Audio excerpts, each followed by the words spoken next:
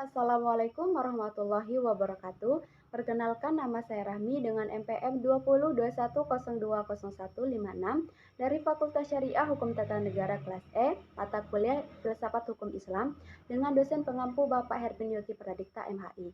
Baiklah, di sini saya akan mempresentasikan tentang pendekatan filsafat hukum, yaitu ilmu hukum. Beberapa pendapat mengatakan bahwa karena filsafat hukum merupakan bagian khusus dari filsafat pada umumnya, maka berarti filsafat hukum hanya mempelajari hukum secara khusus, sehingga hal-hal non-hukum menjadi tidak relevan dalam pengkajian filsafat hukum. Sebagai filsafat, filsafat hukum tunduk pada sifat-sifat, cara-cara, dan tujuan-tujuan dari filsafat pada umumnya. Di samping itu, hukum sebagai objek dari filsafat hukum akan mempengaruhi filsafat hukum. Dengan demikian, secara timbal balik atau antara filsafat hukum dan filsafat saling berhubungan. Secara sederhana, dapat dikatakan bahwa filsafat hukum adalah cabang filsafat, yaitu filsafat tingkah laku atau etika, yang mempelajari hakikat hukum. Dengan perkataan lain, filsafat hukum adalah ilmu yang mempelajari hukum secara filosofis. Jadi, objek filsafat hukum adalah hukum dan objek tersebut dikaji sebagai mendalam sampai kepada inti atau dasarnya, yaitu disebut hakikat. Menurut Purnadi Purbacaraka dan Surjono Sukamto, hukum dapat diartikan sebagai yang pertama ilmu pengetahuan, yakni pengetahuan yang tersusun secara sistematis atas dasar kekuatan pemikiran. Yang kedua, disiplin, yakni suatu sistem ajaran tentang kenyataan atau gejala-gejala yang dihadapi. Ketiga, norma, yakni pedoman atau patokan sikap tindak keperilakuan yang pantas atau diharapkan. Empat, tata hukum, yakni struktur atau proses perangkat norma-norma hukum yang berlaku pada suatu waktu dan tempat tertentu serta berbentuk tertulis.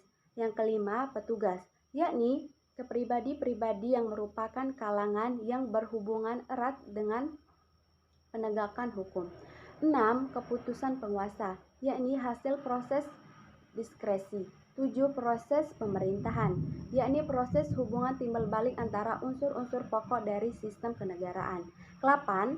Sikap tindak atau keperilakuan yang teratur, yakni keperilakuan yang diulang-ulang dengan cara yang sama, yang bertujuan untuk mencapai kedamaian. Yang kesembilan, jalinan nilai-nilai, yakni jalinan dari konsepsi abstrak tentang apa yang dianggap baik dan buruk. Lalu ilmu filsafat sosial. Filsafat sosial merupakan cabang filsafat yang mempelajari persoalan kemasyarakatan secara kritis, radikal, dan komprehensif. Sejak Plato dan Aristoteles, kajian terhadap persoalan-persoalan kemasyarakatan sudah menjadi objek penelitian tersendiri. Menurut Plato dan Aristoteles, susunan masyarakat mencerminkan susunan kosmos yang abadi. Manusia berkewajiban untuk menyesuaikan diri dengan susunan itu dan menaati demi keselamatannya.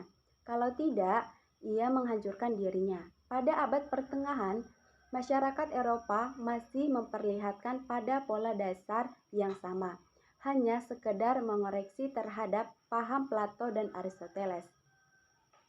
Paham tentang otonomi kosmos diganti dengan paham heteronominya, yaitu kepercayaan bahwa kosmos tidak berdiri sendiri, tetapi bergantung pada kekuasaan Allah. Ketertiban kosmos adalah suatu ketertiban yang telah diciptakan. Lalu perubahan hukum dan sosial. Proses terjadinya perubahan-perubahan pada masyarakat di dunia pada dewasa ini merupakan suatu gejala yang normal yang mempengaruhi menjalar dan cepat ke bagian-bagian lain dari dunia. Antara lain berkat adanya komunikasi modern dengan pesatnya penemuan-penemuan baru di bidang teknologi, terjadi suatu revolusi, modernisasi pendidikan, dan lain-lain kejadian yang di suatu tempat dengan cepat dan dapat diketahui oleh masyarakat lain yang bertempat tinggal jauh dari pusat terjadinya peristiwa tersebut di atas. Perubahan dalam masyarakat dapat mengenai nilai-nilai, kaidah-kaidah, pola-pola perilaku, organisasi, struktur lembaga-lembaga sosial, stratifikasi sosial, kekuasaan, interaksi sosial, dan lain sebagainya. Lalu faktor yang mempengaruhi terjadinya perubahan sosial. Pada umumnya dapat dikatakan bahwa sebab-sebab terjadinya perubahan-perubahan sosial dapat bersumber pada masyarakat itu sendiri, dan ada yang letaknya di luar masyarakat tersebut, yaitu yang didatangkan sebagai pengaruh dari masyarakat lain atau dari alam sekeliling. Sebab yang bersumber dari masyarakat itu sendiri adalah antara lain bertambah atau berkurangnya penduduk, penemuan-penemuan baru, pertentangan, dan terjadi revolusi. Suatu perubahan sosial dapat bersumber pada sebab-sebab yang berasal dari luar masyarakat tersebut. Misalnya, sebab-sebab yang berasal dari lingkungan alam, peperangan, pengaruh kebudayaan masyarakat lain, dan sebagainya. Mungkin hanya itu yang bisa saya presentasikan. Saya mohon maaf jika ada tutur kata yang salah. Saya akhiri. Wassalamualaikum warahmatullahi wabarakatuh. Terima kasih.